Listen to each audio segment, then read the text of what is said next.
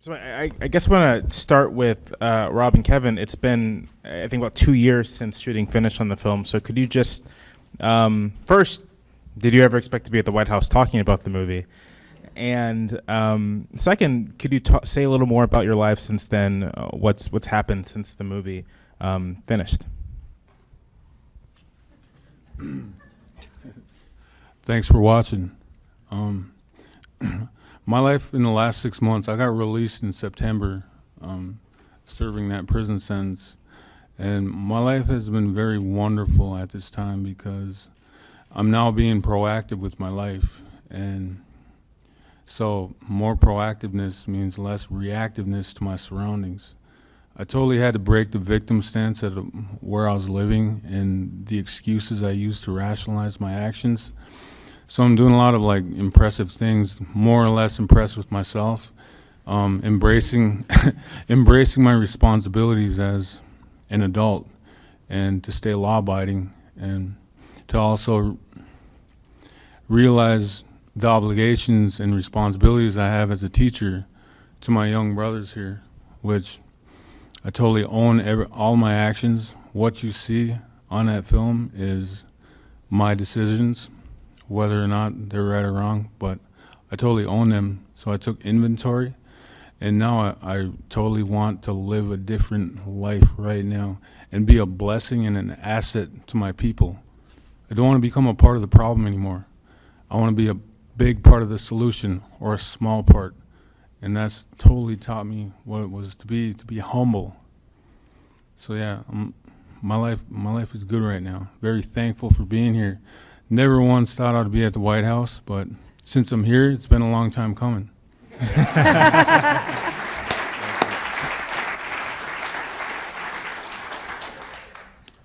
Hi, I'm Kevin. I don't know, like, shortly after that film, I went to prison, even though it looked like I was doing good, but I don't know, living in that environment kind of brought me back down again. I brought myself down, but I got out February 2nd of 2015 actually, and I kind of went back to the same stuff. Well, within the past 3 months, like, I've kind of changed, like, not a lot, but I've been doing a lot of changes, and, like, this helped me, like, see a lot, like, meet a lot of people, and now it's like, I really don't know how to explain it. It's hard for me to even watch this film because it was a lot of low points in my life and it's embarrassing, but it's already out there, so. But, you know, like, I've learned from it. A lot of people will learn from it. Hopefully they will if I go tell my story. Hopefully I can help other people that were feeling the same way I was back then that are today, and I can tell them how I got through it, because right now, my past 3 months, I've been working a lot on myself, on how to stay out of trouble. And it's been kind of hard not going back to the old ways that I grew up knowing, making bad decisions. It's hard for me to be a role model when I've been doing all this bad stuff all the time. But right now, my main goal is to help someone, like, to not go through what I went through and see all the suffering and pain. And, like, being here, I never expected to be here. Like, this is my first time ever being on a plane, being out of state. Like, it's new for me. I'm excited. I'm nervous. I don't know what to say in front of you guys. So yeah,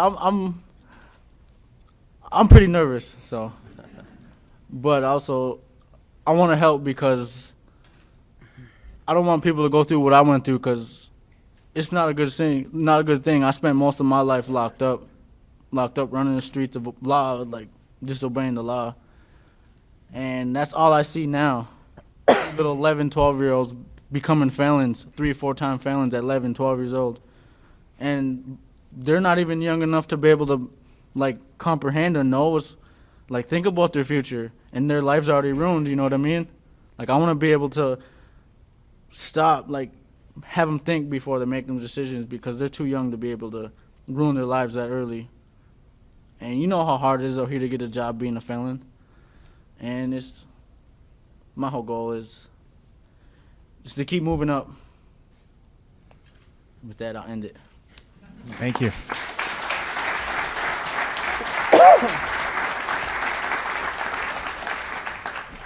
So, Jack, Chris, Shane, what brought you to this project? Where did the inspiration come from? And this is something I'm very curious about. Was it a long-time interest?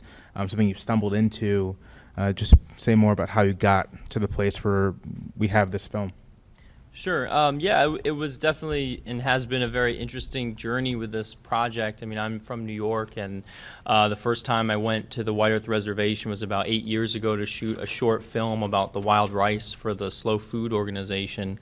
And about 2 years after that, my producing partner read about this issue of inner city gang culture migrating from prisons and cities out to these remote native communities, and we started to look into it, and there was very little out there. And so eventually I said, let me go back to the reservation where I know some people and see, is it happening there, and will people talk to me about it? And so in October of 2010, I went back to the tribal college, and that's where I met Rob. And we kind of hit it off. Rob came up to me after the class and said, "Oh, you want to know about native gangs? Like, come talk to me." And so we had a coffee, and he said, Is this accurate? Is this what happened? That man is lying. No, I'm just kidding. Yeah, he's pretty accurate. And yeah, so I proposed to him. I said, well, what if we come back and film you? And he said, oh, okay. And that led to 14 shoots over about 2.5 years. So yeah, I mean, the project, evolved over that time, but yeah, it's definitely a surprise to find ourselves here today. So. And for me, it really was meeting Rob on that first development shoot that I knew we had a feature film, because we met him and we knew immediately that he was an equal. He could be a collaborator. He could be someone on the project who we could work over a long period of time. He was really intelligent, really knew his people's history, but he also, of course, had this really conflicted background that he was able to speak very eloquently about, and that's what made it clear to me that this was something that had legs. I got involved when Jack emailed me and said that he was going to come to Santa Fe, where I live in New Mexico, and he showed me a cut of the movie. And Rob and Kevin are pretty charismatic guys, and right away I said, "Wow!" And it's about something important. It's about rehabilitation, which I totally saw right away in the movie, and I said, "What a great opportunity!" And so we started collaborating together after the movie was shot, and they did the 14 shoots that I wasn't on, thank God. And I heard all the great stories afterwards, but yeah, I mean, it's been a pleasure to get to know all these guys, and especially Rob and Kevin, and get to really get to know them. Yeah, Jack and Shane, sort of, could you speak more about the themes you're trying to get across in the film? I mean, we all saw it, but kind of an artist's eye view of what you were trying to communicate. Sure. Yeah. I mean, I think it was important to us for the project to be very sort of character-driven and immersive. So, I mean, I've made a lot of different kinds of projects in the past: narrative shorts, videos, commercials, and I feel that, again, a great story is really also about great characters and great subjects and caring about the people you see. And so for me, this project was really, again, meeting Rob and seeing what a dynamic person he was, and he was very unique in his ability to kind of speak about his situation and let you into this world that I think most Americans have never seen before and don't know very much about, while still having to navigate it and try to find a way out. And so, the approach was to really try to tell their stories in an intimate way, to sort of get past the statistics and the sort of preconceived notions that people might have about these issues. Because, again, every time, there are some stories that come out, and it's usually about, again, horrible stats or, certain things like that, and it doesn't get at the, at the sort of humanity of some of these issues. So I think in seeing their stories, hopefully the film helps you have some more empathy for the situation, which is very particular, and then, starts a conversation and, raises some awareness about how to address what's going on in Indian country in some of these communities.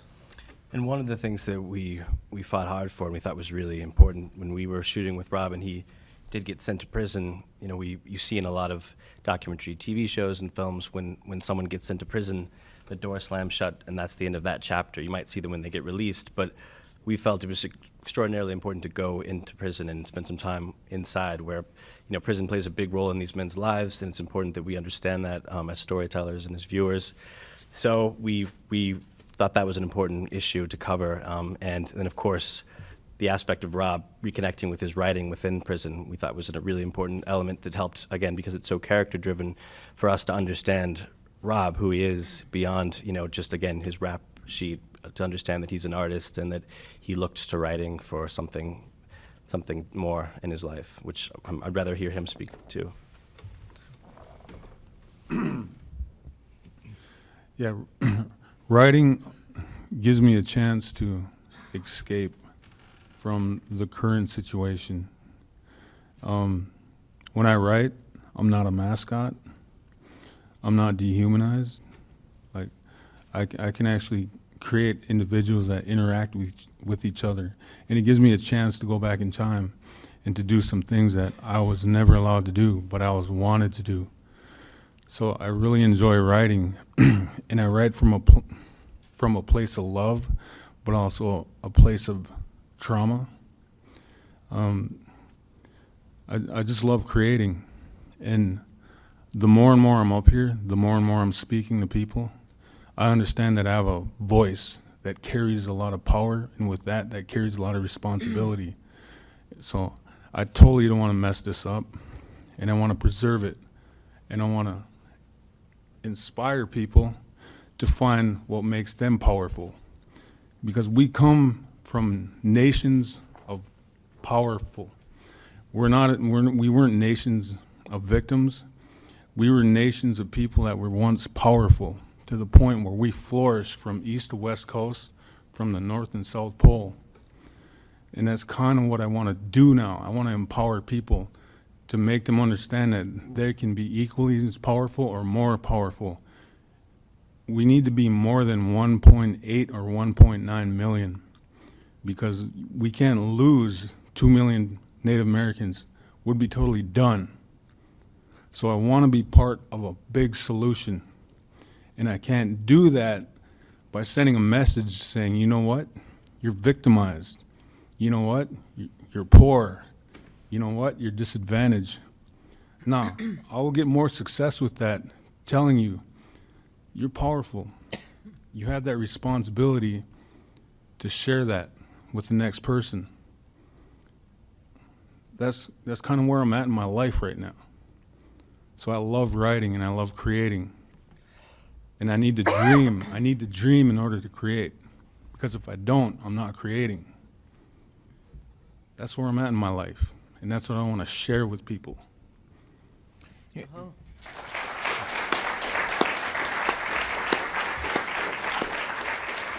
Before the movie began, Karen and I had a brief conversation about sort of this challenge of talking about and depicting Native life. There's the disadvantage and the suffering and the injustice, and there's the other part. So, Karen, I'd actually like to hear what you thought about the film and sort of how this relates to what you're trying to do from your position here at the White House. So up until the middle of November, I actually served for 9 years as an elected tribal leader of a tribal nation in Minnesota, the other end of the state. Fond du Lac, woohoo. No offense, brothers. You know, in fact, Mashkawazin, that was on my reservation where you went, young man. So, you know, and looking at the movie and kind of bringing from my tribal leader perspective to now and, you know, at an advisory position within the administration, you know, the thing that first kind of struck me when I first just saw just the premise of the movie is, you know, people kind of look at Native issues either from a historical perspective you know, kind of the noble savage, and all of that. Or you go to the future, and you see the culmination of 250 years of failed Indian policy, 300 years of oppression and isolation, and, you know, it's something, the stereotypes that a lot of Native people deal with on a day-to-day basis, right? The drunk Indian or the high Indian or the criminal Indian, and or else they see casinos, right? But they don't see the resiliency that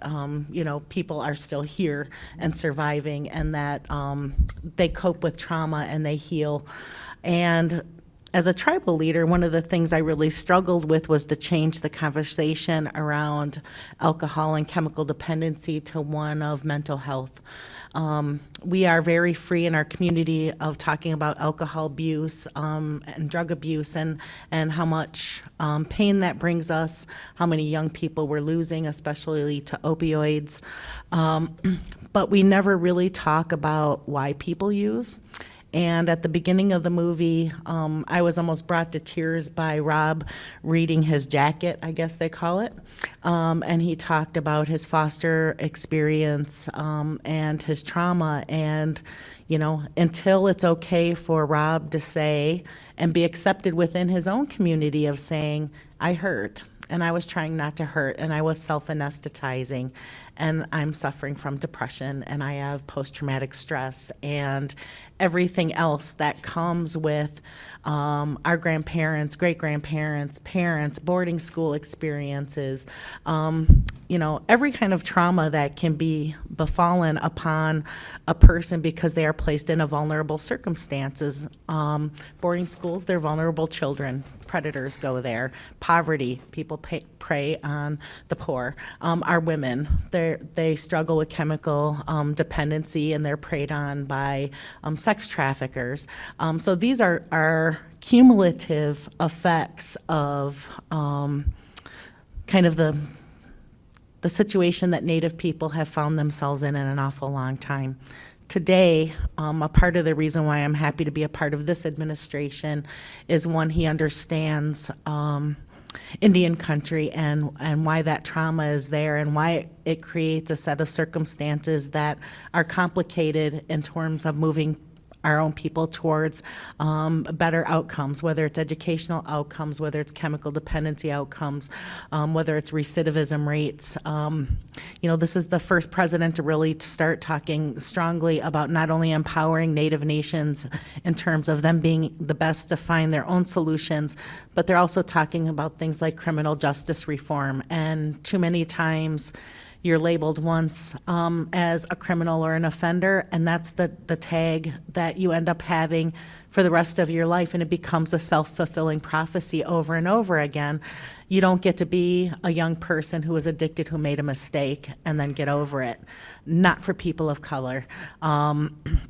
You know, you got your white-collar criminals and stuff like that, and for some reason it's a different story for them, but it becomes an identifier that's too much associated with race in communities of color.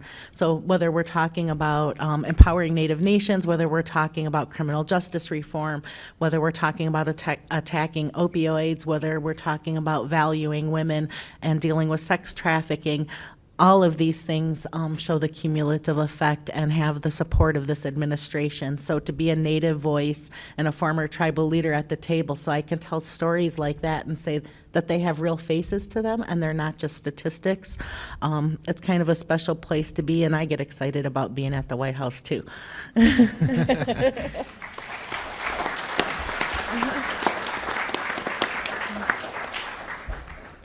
Likewise, Troy. Yeah, I will give you my mic. Okay, all right. We share. Okay, all right. Could you talk a little bit about how you took in this film and how it relates to your work? Well, previously, before joining the Department of Justice, I was a tribal judge, special judge to the Turtle Mountain Band of Chippewa Indians, where I'm enrolled. Rob and Kevin could be 20 cousins I have. I mean, you guys did a great job telling the story, but it's not a new story if you're from Indian country. So as far as how this film affects me, I know it, I've lived it, I understand where they're coming from. I think it's a very good message for everybody to take in and learn. One of the things that struck me about it is, you notice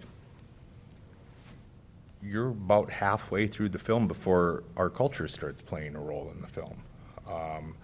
And one thing we've learned, and I've learned since being with the department, is that a lot of young men's first exposure to our culture occurs in prison.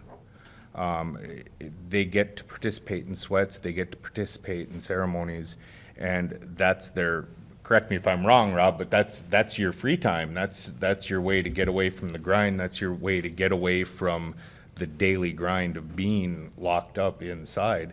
And so that's where a lot of the culture starts to infiltrate these young men. Yet when we're putting them in halfway houses when they are coming out of prison, they're losing that connection with their culture again, because we're taking people from White Earth, we're taking people from Standing Rock, and we're putting them in the closest large city we can find, because that's where the halfway house is.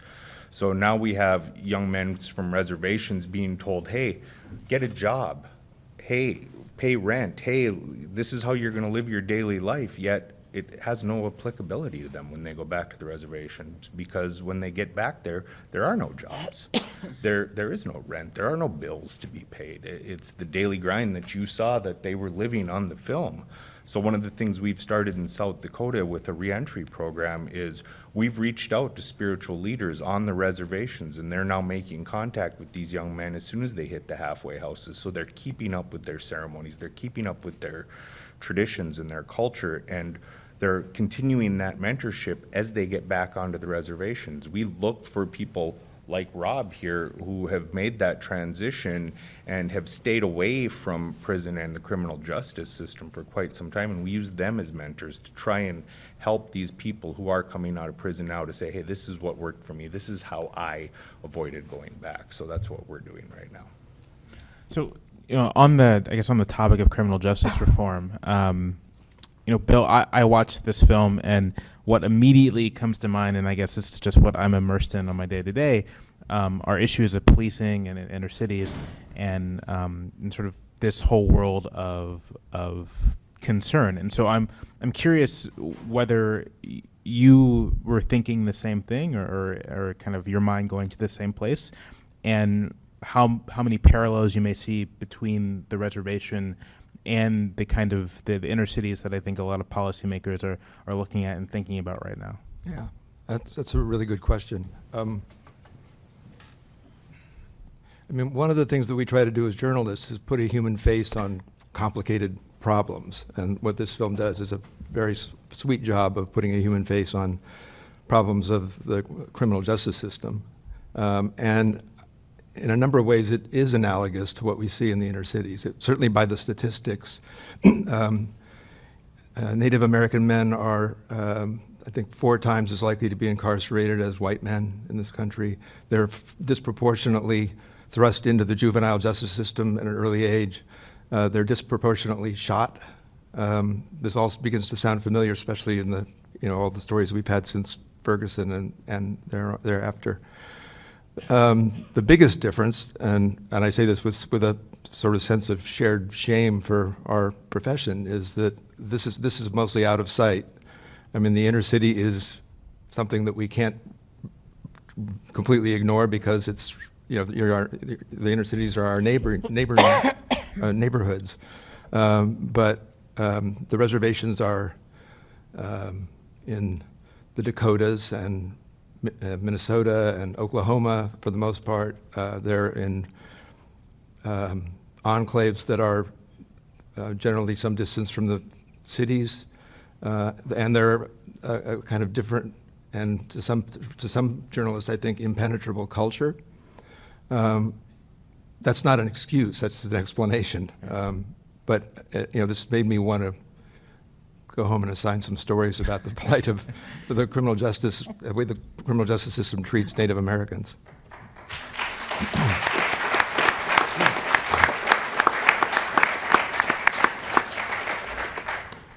Jack and Shane, if you could inspire editors to start assigning stories about this stuff, would you consider that a job well done, mission accomplished? Absolutely, yeah. I would actually consider it a success when the beauty and breadth of Indian country is covered in full, and not just those things which would otherwise be sensational. If only you thought to put the reservations in states where the newspapers haven't all died. I think we wanted to have a little time for Q&A as well. So I guess raise your hand and I will try to call on you, and just you can direct the question to the panel as a whole or to someone in particular. And your hand went up first. And how far along have you gotten to finishing your book? Because you said you were writing a book about an 11-year-old looking back on his life. And then the second question is, the man at the end of the film, he sort of seemed like someone who was like somebody who comes in to rehabilitate young people, maybe. I saw just a sliver of that, and I'm wondering if that's anything that's popular that actually happens. Like, because it sounds like rehabilitation happens after prison. Why isn't there a program, or is there a program that happens before prison to keep it from going to prison? I'm about a third of the way finished with my book. I plan it to be 600 pages, so that's a third of the way finished, but another project showed up that I really enjoy writing. That's yet to be talked about. I'm hoping to do some more collaborating with Chris Eyre, very good friend of mine. Rehabilitation, it started way before prison, because as much as I'd like to say that I was a victim of circumstance, that's not the case. Like, I totally knew better. I'm not a victim of severe penalties or mandatory minimums. Behind every prison sentence was me committing a crime. And I think that's very important. The fact that I did a 7-month treatment program in my last incarceration, it validated that, because I totally let everything go. And I had to face the man in the mirror, and that was myself. And I totally let him off the hook. I became an angry person, not by being abused, but by learning the atrocities that happened to the indigenous peoples. And it totally gave me a reason to hate other people and to do the things to myself and my community. And that's where it becomes really haunting and chilling. That's why I still have a hard time watching this. I've watched it 7 times, and it gets harder and harder. It doesn't get easier. So rehabilitation, that happened a long time ago. So I just neglected the potential that I have and the responsibilities that I have. So I'm totally embracing that right now. And I don't want to lose this momentum, because if I do, I don't think I can recover once again. So I got to keep this going, and I have to keep believing in myself. And I got to keep believing that there's hope. Hope is the only thing that's keeping me alive right now. And I don't want to lose that.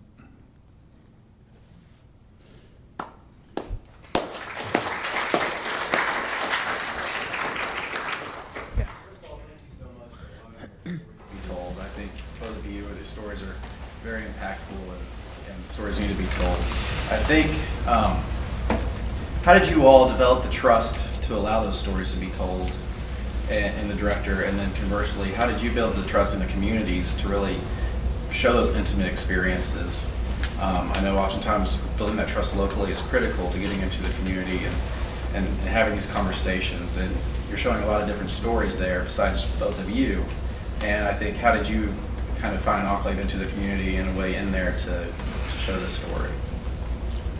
Yeah, well, I mean, it was definitely a long process, and definitely a leap of faith for these guys to trust me with their stories. Again, we shot 14 times over about 2.5 years. And so I think that the fact that we kept coming back meant a lot to people. They got to know us over that time, and they saw the short that I had made previously, which again I think spoke well of kind of the style and the approach that we were trying to take to these issues.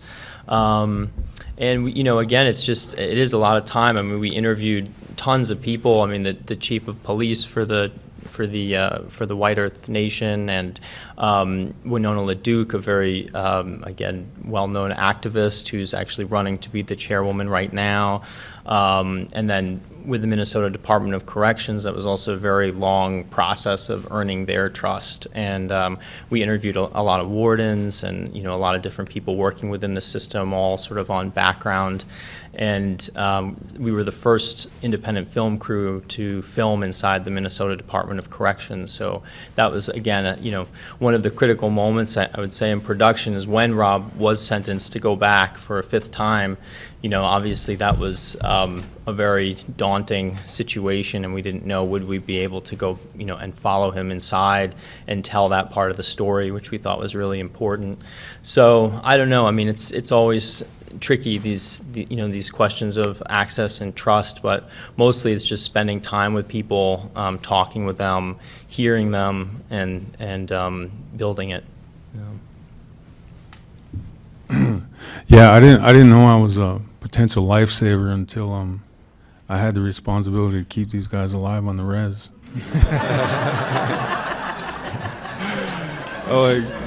I would go into places and they'd be like, "Who's out there?" I'm like, "Yeah, some film guys." They're like, "Really? They got stuff. We can rob them." I'm like, "No, let's not do that. Let's totally not do that." But yeah, we would hear that because he would have a wireless mic on, so we'd be sitting outside and being like, "Should we leave right now?"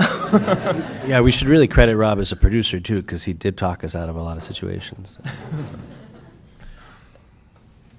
In the back, yes. You.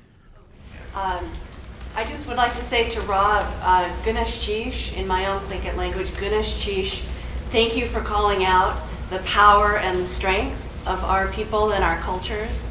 And Kevin, I'd like to ask you, at the beginning of the movie, you talked about a real hopelessness that my neighborhood is never going to change. It's always been this way and it always will be this way. And I'm just wondering how you feel about that now. It is still the same, and that's why I moved away. Because if I wouldn't have moved away, I probably wouldn't be here talking to you guys. I probably would be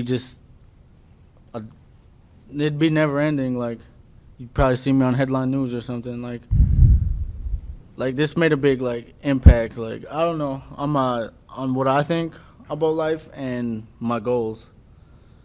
But it's just like what I said there, in my town, there really is no hope because the kids grew up the way we grew up. And the younger they are, the more they're getting in trouble. And when I lived around there, I couldn't even trust nobody around, not even 9, 10-year-old kids, because they were out stealing, shooting, doing all that stuff. And that's what I don't want to happen. I don't want a 9, 10-year-old going into a house and getting shot because he broke into that house. That's what I grew up around. And it's still like that today. And if I could do something to change it, I would.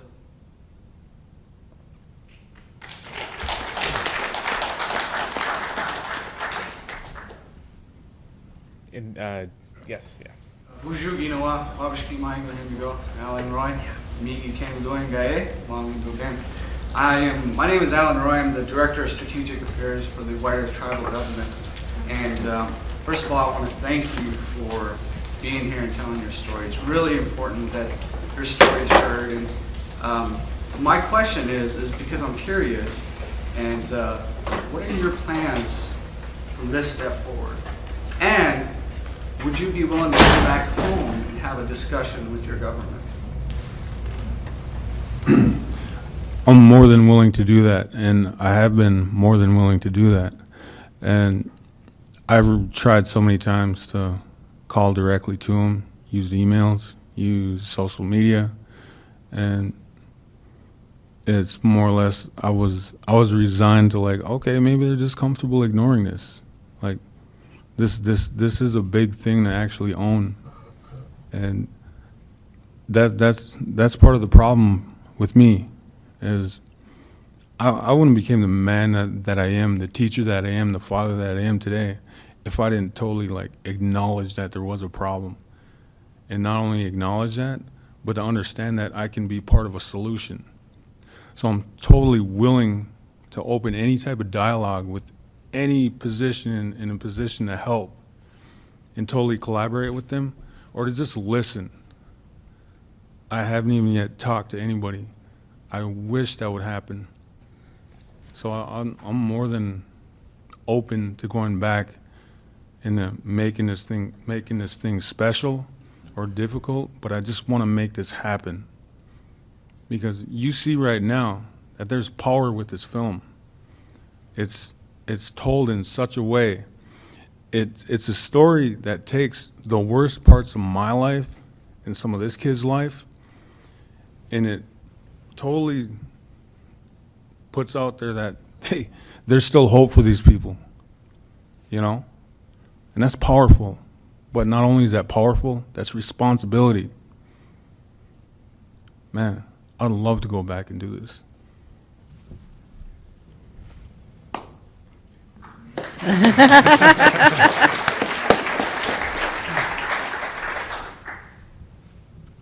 Kaso kamati. Taukatila wika inawat ilokat. Montaikiwa tascaranesa malacuane, sweetie. Meteo po yan. Amalbino. And I wanted to make sure we didn't go tonight and not forget that this is a beautiful thing that's going on, and especially with those represented here from Washington and on any policy level. This lady asked about doing work frontline before they get to that level, and I appreciate that. The work we doing together is really kind of like working with the extreme versus the mainstream. And one of the reasons why is that the extreme have been abandoned. It's not popular to work with this particular population in the country, let alone Indian country. These are the throwaways. All across the board. And so, where all resources are being dedicated to, let's get them before they get there, I appreciate that. But what happens with this? We have dozens and dozens of years of incarceration on my staff. We say we are who we serve, yours truly included. My thing is we need to do it all. Work on the front line, but make sure we don't forget those who have great influence on the shorties and that upcoming generation, and we don't abandon them.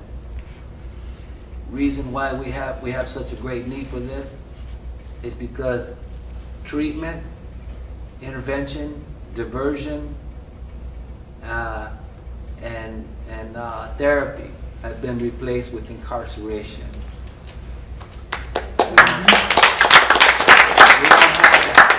And so, I appreciate being here and the opportunity to talk, here at the White House about this kind of thing.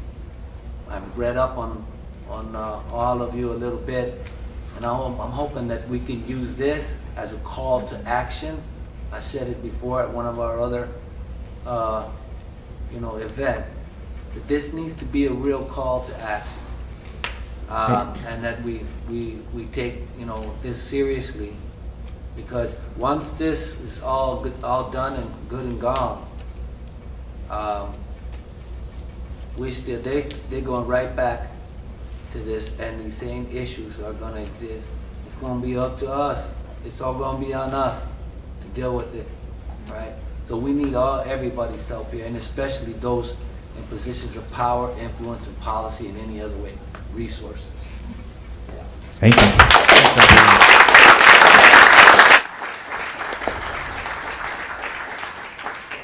Troy, do you want to talk just a bit about sort of that particular issue of incarceration kind of being kind of having taken the place of some of this of the trying to think of the word I'm looking for, more rehabilitative policies? Well, to a certain extent, I agree. To a certain extent, I disagree. Depending on the prison sentence someone receives in the federal institution anyways, they can go into an intensive drug rehab program while they're there. I think one of the qualifications is that their sentence be in excess of 1.5 years or something like that, possibly a little longer. It takes a year just to get through the program, and then it'll take up to a year off their sentence while they're incarcerated. I certainly can't speak to the Minnesota state criminal justice system and what they may or may not be doing, but we certainly are looking at alternatives. In South Dakota, I know in the last 3 months, I've been on 5 different reservations where we've been holding meth summits. The communities, the tribal leaders have been setting these up. We've been educating them on what the department is doing as far as helping them with the meth epidemic that is currently going through Indian country. As a matter of fact, I was supposed to be at the Yankton Sioux Tribes Meth Summit today, and we'll be doing one in Standing Rock in, I think, 2 weeks. So this is a topic of conversation and concern throughout Indian country, and we are trying to identify ways where we can get help to people like Kevin and Rob without turning them into a felon, because one of the things we recognize is the gap in Indian country right now is the difference between the tribal court system and the federal system. The tribal court systems right now can only sentence up to 1 year. So they don't really have the ability to put any teeth into people who are appearing in front of them on a regular basis for some of these meth possession and meth ingestion cases, because they don't have enough time to try and get the rehabilitation in effect. So there's a middle ground that's missing, and that's the gap that usually the city and the state fill. So we don't want to turn everyone into a felon. Right. I think we have time for one more question, if anyone has one. I have a question. There were some very striking images of burning sofas, a car. I think there were 2 chairs, and the title of the film is Seventh Fire. But I didn't understand the significance of that. Rob, maybe you'd want to speak to that a little bit. Yeah, you seen 3 fires and 4 of them were missing. No, just kidding.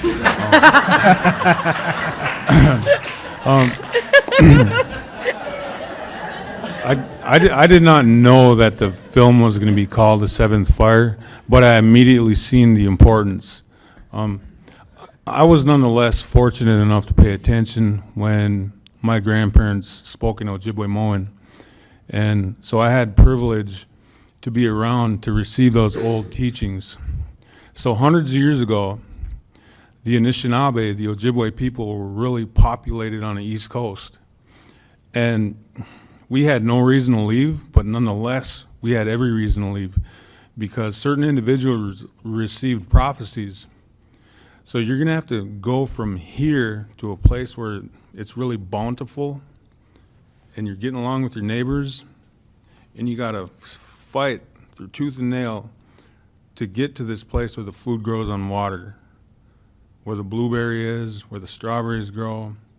But nonetheless, these individuals had the responsibility to convince a really powerful nation to pick up and move in such a fashion that it's going to take over 600 to 700 years to places around the Great Lakes.